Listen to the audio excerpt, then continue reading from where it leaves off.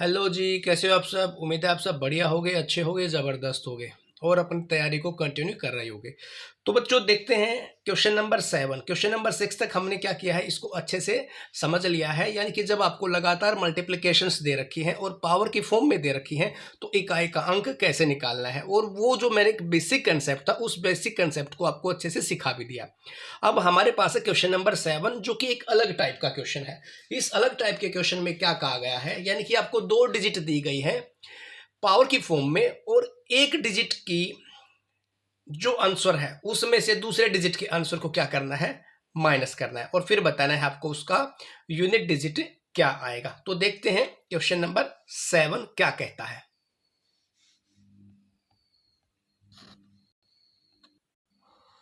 देखिए question number 7 को मैंने यहाँ पे क्या कर लिया है, उतार लिया है।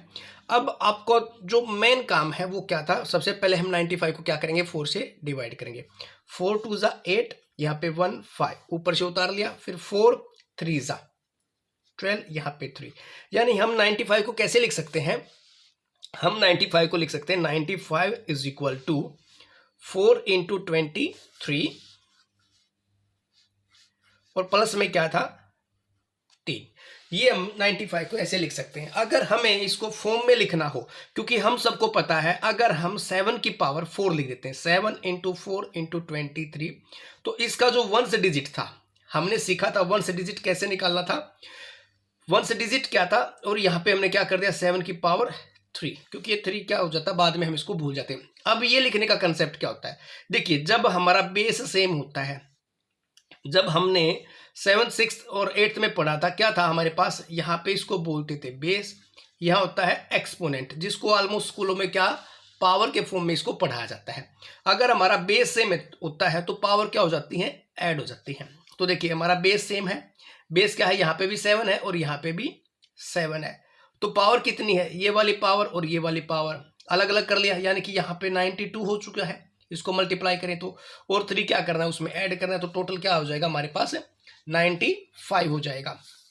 तो इसी वाले कंसेप्ट को जब हम दोबारा सीख रहे हैं 7th 8th के क्वेश्चंस को, तो हमारे पास क्या होता है, अगर बेस सेम होता है तो मैं लिख देता हूं बेस सेम है, तो क्या होता है पावर ऐड होंगी, पावर विल बी एडिड,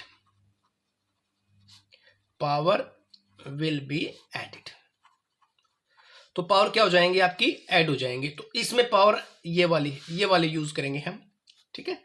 अब हमें क्या चाहिए, हमें इस चीज का पता है कि भाई इसका जो यूनिट डिजिट है ना इस वाली सीरीज का, उसका 1 आना है।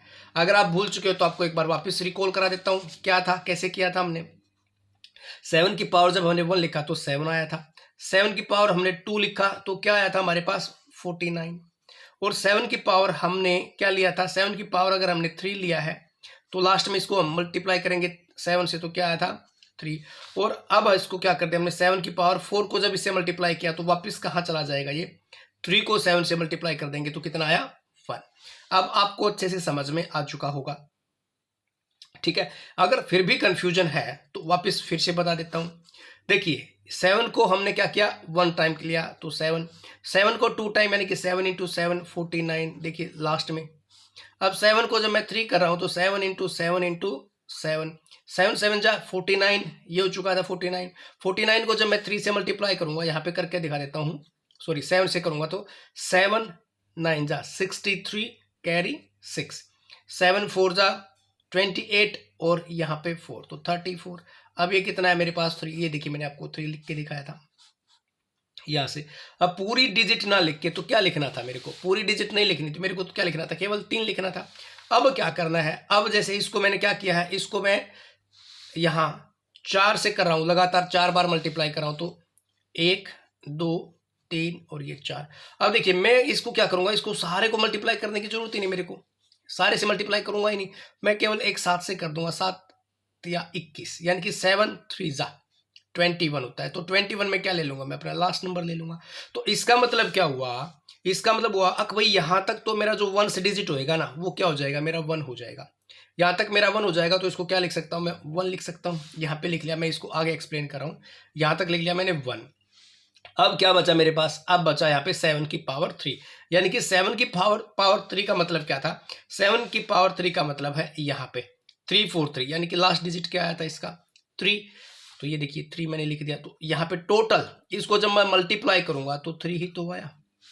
तो यहां तक आपको अच्छे से समझ में आ चुका होगा भाई, जब मैं 7⁻95 को एक्सप्लेन करूंगा या सोल्व करूंगा तो कितना आएगा मेरा, यहाँ पे मेरा कितना आएगा, यहाँ पे मेरा 3 आएगा।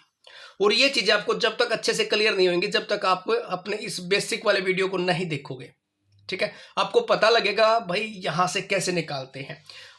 असली चीज जो है क्वेश्चन की वो ये है, यहां तक भाई 7 की पावर 4 होता है तो वंस डिजिट कितना आता है, वंस डिजिट आता है 1। 7 की पावर 3 होता है तो कितना आएगा, वंस डिजिट आएगा हमारा 3। तो उम्मीद करता हूं यहां तक आपको अच्छे से समझ में आया होगा। अब किसकी बारी आ गई, अब बारी आ गई 3⁻58 की। जब मैं इसको सोल्व करूंगा, कोई आपको अलग काम नहीं करना, आपको क्या करना है, आपको केवल 58 को 4 से डिवाइड करना है, बस इतना काम करना है। यहां से 4 बन जा 4 1 8 4 4 जा 16। अब जो ये 2 रिमाइंडर आया ना, एक्चुअल में ये काम करता है हमारा, ये जो रिमाइंडर होता है ना, यही हमारा वंस डिजिट निकालने में क्या करता है, मदद करता है। वापस सीखते हैं किसको करना था आपको, 3। अब वापस फिर से चेक कर लीजिए, जब मैं 3 को लिख के दिखा रहा हूं, 3⁻1 कितना 3, 3⁻2 9, 3⁻3, यहां पे देखिए वापस 27। जब इसको मैं एक बार और 3 से मल्टीप्लाई करूंगा तो कितना आएगा, लास्ट में 1। उम्मीद करता हूं आपने बेसिक को देखा होगा, बेसिक को देखने के बाद ही आप यहां तक पहुंचे होंगे, ठीक है, तभी आपको जल्दी जल्दी आपके सम समझ में आएंगे, नहीं तो आपको हमेशा यही कंफ्यूजन रहेगी, ये कहां से आ गया, वो कहां से आ गया, है ना। तो अब देखिए हमारे पास क्या था, हमारे पास था 3 पावर, ठीक है, 4 × 14 × 3⁻, कितना था रिमाइंडर, आपका रिमाइंडर था 2, तो 2 यहां पे मैंने लिख दिया, ठीक है। जब आप इसको वापस से कैलकुलेट करोगे ना तो आपका 58 ही आना चाहिए। अगर आपका 58 नहीं आ रहा है तो आपका जो डिविजिबिलिटी है ना वो आपकी गलत है, उसको आप वापस सीखिए, ठीक है। आप एनसीईआरटी का मैथ लीजिए, 3rd से 4th से 5th से कहीं से भी लीजिए, डिविजिबिलिटी को बार बार करके देखिए। अगर डिविजिबिलिटी में भी आपको प्रॉब्लम है तो आप मेरे को कमेंट कीजिए, ठीक है, मैं आपको वो भी सिखा दूंगा। तो आगे करते हैं यहां तक। अब इसका जो डिविजिबिलिटी में हमने चेक कर लिया, अब इसका यूनिट डिजिट देखना। यहां का तो आपको पता ही है 1 है, 1 × 3⁻2 तो कितना होता है 9, ठीक है। अब देखिए यहां से नॉर्मली हम क्या सीखते हैं, अब भाई हमने जो क्वेश्चन किया है ना उसका जो सॉल्यूशन आ रहा है 7⁻95, 7⁻95, इसका जो वंस डिजिट था वो कितना आया था, वो आया था 3। अब मैं यहाँ पे क्या लिखता हूं उसको लिख के दिखा देता हूं, ये आया था मेरे पास 3। आगे कितना ही नंबर हो सकता है ये कोई मैटर नहीं करता, आगे कुछ भी हो जाए ये कोई मैटर नहीं करता, क्योंकि हमें तो कहां जाना है, वंस डिजिट पे जाना है। और अब जो हमने 3⁻58 निकाला है, 3⁻58 निकाला है, उसका वंस डिजिट क्या निकाला है, उसका निकाला है हमें 9। अब देखिए यहां पे कोई भी एक पर्टिकुलर नंबर हो सकता है, यहां पे मान सकते हैं यहाँ पे 0 भी होएगा, हो सकता है, कोई पॉसिबिलिटीज नहीं, ठीक है ना, पॉसिबिलिटीज यहाँ पे 0 हो सकता है, 1 हो सकता है, 2 हो सकता है, यानी कि जो 0 से लेकर 9 तक के नंबर है ना, कोई भी एक नंबर मान सकते हैं, कोई भी मान सकते हैं, ये कोई मैटर नहीं करता। लेकिन जब आप इस 9 को माइनस करोगे किस में से, 3 में से, तो आपको क्या करना पड़ेगा, इधर से क्या लेना पड़ेगा, एक बोरो लेना पड़ेगा। तो इधर से जब हमने एक नंबर उधार लिया, एक बोरो लिया, तो एक हासिल लिया इसमें बोलते हैं, तो क्या होगा, यहाँ पे 3 का क्या हो जाएगा हमारे पास 13 हो जाएगा। ऐसा तो है नहीं कि भाई यहाँ पे हम 2 लिख सकते हैं, यहाँ पे हम 3 लिख सकते हैं, 4 लिख सकते हैं, नहीं लिख सकते, यहाँ पे हो सकता है कुछ भी, यहाँ पे हो सकता है कुछ भी। लेकिन जब हमें बोरो लेना है तो यहाँ से लेंगे तो केवल एक ही नंबर तो लेते हैं ना बोरो सब्ट्रैक्शन में, तो ये कितना हो जाएगा हमारा 13, 3 कट के क्या होगा 13। अब 13 में से 9 गया तो कितना आएगा बच्चों 4, यही आपका क्या हो जाएगा, आपका एग्जैक्ट आंसर हो जाएगा। उम्मीद करता हूं आपको ये वाला कंसेप्ट भी समझ में आया होगा, और इंपॉर्टेंट कंसेप्ट है, इस टाइप से आपसे अब की बार ये सम पूछने शुरू कर रखे, ठीक है। तो बच्चों आपको एक बार वापस से रिकॉल करा देता हूं क्वेश्चन क्या था और कैसे आपने इसको शॉर्ट आउट किया। देखिए 7 की पावर 95 है और 3 की पावर 58, तो यहां से हमने क्या निकाला, इसके वंस डिजिट को निकाल लिया और यहां से इसके वंस डिजिट को निकाल लिया। जब हमने इसके वंस डिजिट को निकाला तो हमारे पास क्या आया था, हमारे पास 7⁻95 का वंस डिजिट था वो आया था 3, और जो 3⁻58 था उसका वंस डिजिट आया था 9। अब यहाँ 3 से आगे कोई भी नंबर हो सकता है ना, कोई भी हो सकता है, XYZ 0 to 9 में से कोई भी हो सकता है। तो हम जब एक लेंगे बोरो लेंगे तो 3 का क्या हो जाएगा 13 हो जाएगा, ठीक है ना। अब 13 में से 9 गया तो क्या होगा 4। अब ये हमारा एग्जैक्ट आंसर होगा। उम्मीद करता हूं आपको यहां तक अच्छे से समझ में आया होगा। अब करते हैं क्वेश्चन नंबर 8। देखिए क्वेश्चन नंबर 8 और 9 के स्टेटमेंट देखिए आपको क्या कहा गया है। यहां से जितने भी आपको सम मिलते हैं ना 99% 7 के और 3 के मिलेंगे। यहाँ पे देखिए 7 क्या लिखा है 754। क्या काम करना है आपको 4 से ही इसको क्या करेंगे हम डिवाइड करेंगे। क्या किसको डिवाइड करेंगे हम डिवाइड करेंगे यहाँ पे 754 किससे डिवाइड करेंगे 4 से। और जो आपको 4 की फॉर्म में आपने इसको लिखा है क्योंकि आपको 4 की फॉर्म में लिखना है और जो रिमाइंडर आएगा ना एक्चुअल में क्या होता है आपका वही आपका यूनिट डिजिट को डिफाइन करेगा। तो उम्मीद करता हूं आपको ये वाला कंसेप्ट अच्छे से क्लियर हो चुका होगा। अब देखिए क्वेश्चन नंबर 9 क्या कहा है। 9 में आपको कहा गया है 6374 इसकी पावर कितनी है 1793 यानी कि 4 है। 4 का भी मैंने एक बेसिक कंसेप्ट आपको बताया था है ना 4 का और 9 का। फिर देखिए आगे है 625 इसकी अब 5 आ गया तो आपने ना तो इसको डिवाइड करके देखना ना कुछ करके देखना। क्या करके देखना 5 का तो क्या आएगा 5 ही आएगा। ठीक है। दूसरा एक और कंसेप्ट इसमें आपको एक आसान सा मैं आपको बता सकता हूं। आपको क्या करना है देखिए आपको ज्यादा कुछ इसमें करने की जरूरत नहीं है। एक छोटा सा इसका स्टेटमेंट मैं आपको बता रहा हूं। देखिए यहाँ पे क्या है आपके पास है 4 और यहाँ पे आपके पास क्या है 5। आपको कैलकुलेशन भी नहीं करनी। तो 5 × 4 कितना होता है 5 × 4 20 के लास्ट में क्या आता है 0। तो इसको आपको कुछ भी नहीं करना। आपको किसी से डिवाइड करके देखने की जरूरत नहीं। तो क्या करोगे इसका 1 से डिजिट जो होएगा वो क्या हो जाएगा 0।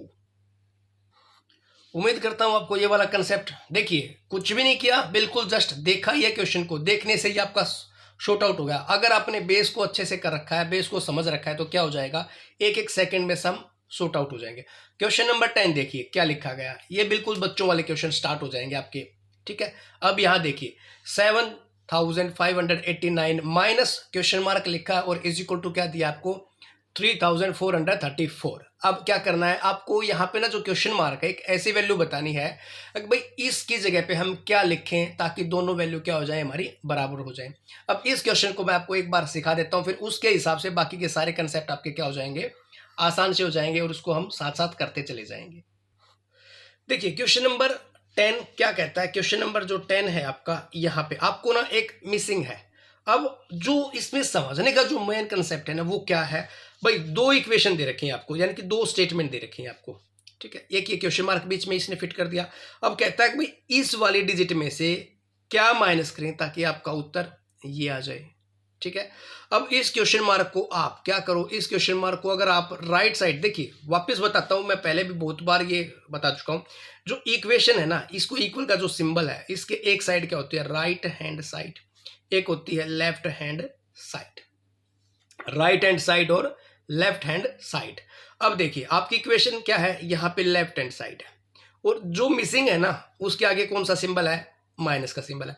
तो क्या करो आप इस वाली सीरीज को यहीं रहने दो। तो क्या करो इसको राइट हैंड साइड लेके आ जाओ। कहाँ जाओगे इसको राइट हैंड साइड। तो ये जो नेगेटिव है ना ये नेगेटिव खत्म हो जाएगा तो ये क्या हो जाएगा आपका पॉजिटिव हो जाएगा क्वेश्चन मार्क। ठीक है।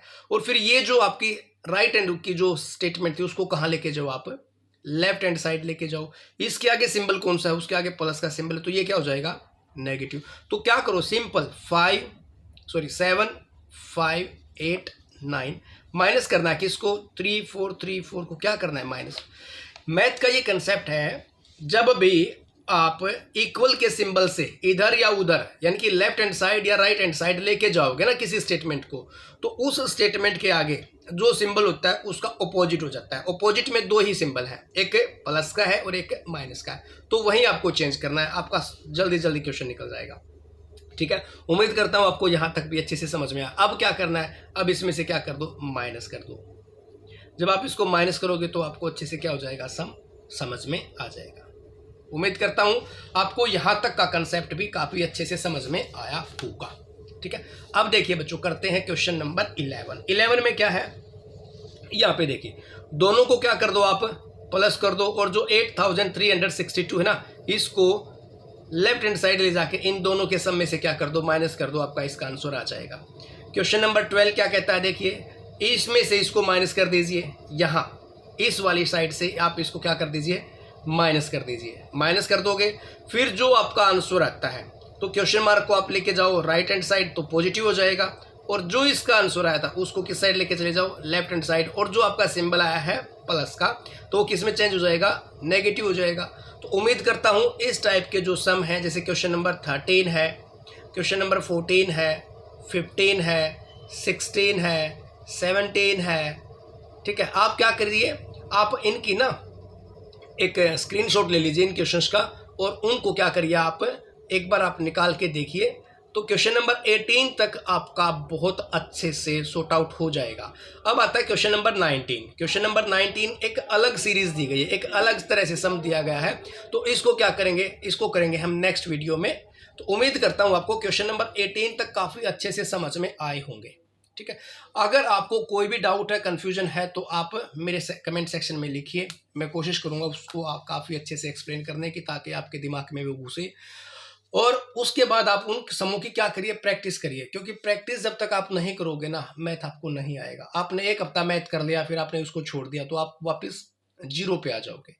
जिस तरह से ना एक मेंटल पेशेंट को दवाई जहां से शुरू की जाती है ना, अगर उसने एक बार भी बीच में छोड़ दी तो क्या करना होता है, वापस से जीरो से शुरू करना पड़ेगा।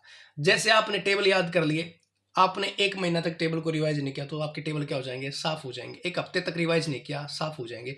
इसलिए मैं कहता हूं टेबल्स को तो आप क्या करिए, सुबह दोपहर शाम एक एक बार जैसे ही फ्री हो आप एक एक बार क्या करिए, रिवाइज करिए। आपका कंसेप्ट बहुत अच्छा होएगा, बहुत जल्दी जल्दी आपकी सॉल्यूशन होएंगी, उम्मीद करता हूं। ठीक है, आप मेरी बात को समझ गए होंगे। तो मिलते हैं नेक्स्ट वीडियो में।